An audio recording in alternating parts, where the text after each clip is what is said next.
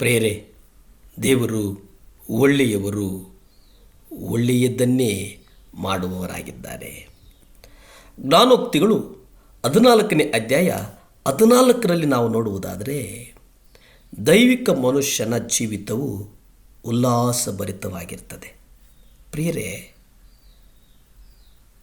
ನಮ್ಮೊಟ್ಟಿಗೆ ಅನೇಕ ವರ್ಷಗಳ ಕಾಲ ಜೀವಿಸಿದಂತಹ, ಸೇವೆ ಮಾಡಿದಂಥ ಅನೇಕ ಸಾಕ್ಷಿಗಳನ್ನು ನೀವು ಕೇಳಿ ಅದ್ಭುತವಾಗಿರ್ತದೆ.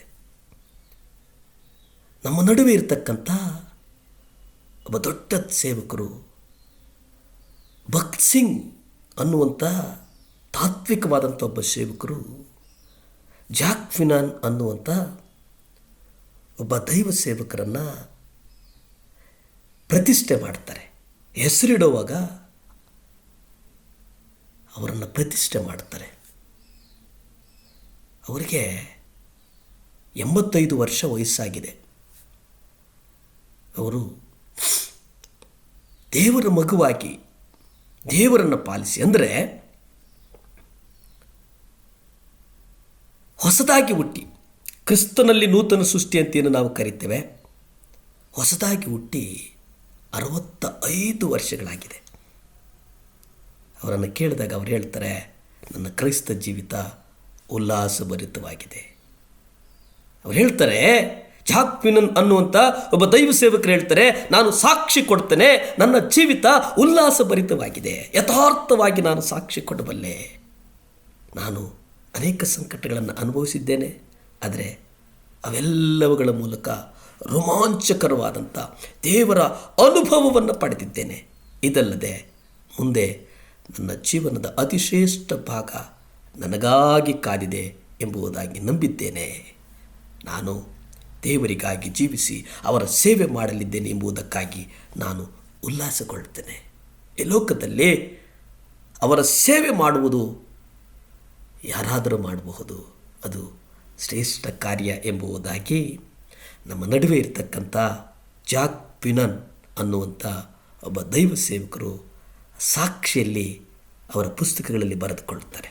ಎಷ್ಟು ಒಳ್ಳೆಯ ಸಾಕ್ಷಿ ಅಲ್ಲವೇ?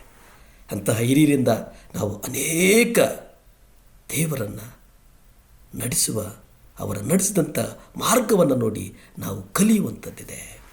ಅದಕ್ಕೆ ನಾವು ನಿಮ್ಮೆಲ್ಲರಿಗೂ ಬಹಳ ಆಶೀರ್ವಾದಕರವಾದಂಥ ಒಂದಷ್ಟು ದಿನಗಳಿವೆ, ಒಂದಷ್ಟು ವರ್ಷಗಳಿವೆ. ಶತಶತಮಾನಗಳು ಅಳಿದರೂ ಕರ್ತನ ವಾಕ್ಯಗಳು ಅಳಿಯುವುದಿಲ್ಲ.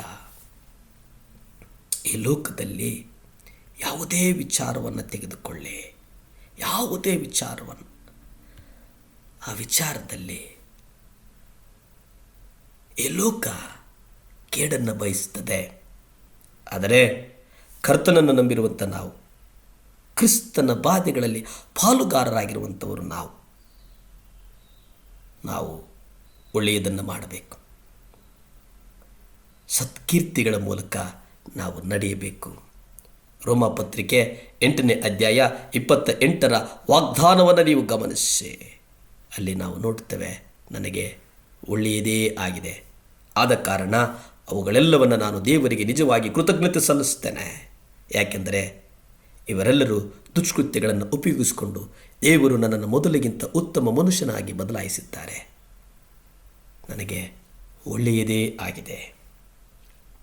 ಕರ್ತನನ್ನು ನಂಬಿರುವುದು ನಮಗೆ ಒಳ್ಳೆಯದೇ ಆಗಿದೆ. ಆಮೇನ್, ಹಲ್ಲೆಲೂಯ.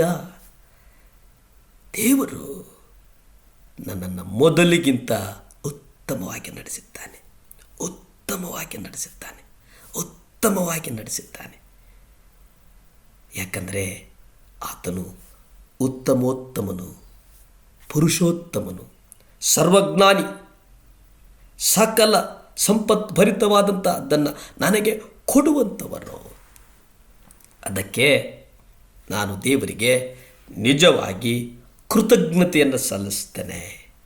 ಯಾಕೆಂದರೆ ಇವರೆಲ್ಲ ದುಷ್ಕೃತ್ಯಗಳನ್ನು ಉಪಯೋಗಿಸಿಕೊಂಡು ದೇವರು ನನ್ನನ್ನು ಮೊದಲಿಗಿಂತ ಉತ್ತಮ ಮನುಷ್ಯನಾಗಿ ಬದಲಾಯಿಸಿದ್ದಾರೆ. ದೇವರು ಒಳ್ಳೆಯವರು. ನಮ್ಮ ಗರ್ವ, ಸ್ವಾಸಾಮರ್ಥ್ಯ, ನಂಬಿಕೆ, ಆತ್ಮವಿಶ್ವಾಸ ದೊಡ್ಡಸ್ತಿಕೆ ಇವೆಲ್ಲವನ್ನು ನಾವು ಬಿಟ್ಟು ಬಿಡೋಣ. ಕರ್ತನಲ್ಲಿ ಐಕ್ಯತೆಯಿಂದ ನಡೆಯೋಣ. ಭೂಮಿ ಆಕಾಶಗಳನ್ನು ಉಂಟು ಮಾಡಿದಂಥ ಸರ್ವಶಕ್ತನಾದಂಥ ದೇವರ ಸ್ತೋತ್ರಪ್ಪ. ನಿಮ್ಮ ರಕ್ತ ಚೆಲ್ಲಲ್ಪಡಲಿ ಯೇಸಪ್ಪ, ನಿಮ್ಮ ರಕ್ತ ಚೆಲ್ಲಲ್ಪಡಲಿ. ಕುಟುಂಬಗಳಿಗಾಗಿ ಪ್ರಾರ್ಥಿಸ್ತೇನೆ ದೇವರೇ. ಅಪ್ಪ, ಕುಟುಂಬಗಳಲ್ಲಿ ಸೌಖ್ಯ ಕೊಡು, ಆರೋಗ್ಯ ಕೊಡು, ಆಶೀರ್ವದಿಸು. ಯೇಸುವಿನ ನಾಮದಲ್ಲಿ ಬೇಡ್ತೇನೆ ಪರಮ ತಂದೆಯೇ, ಆಮೆನ್. ಹಲ್ಲೆಲೂಯಾ.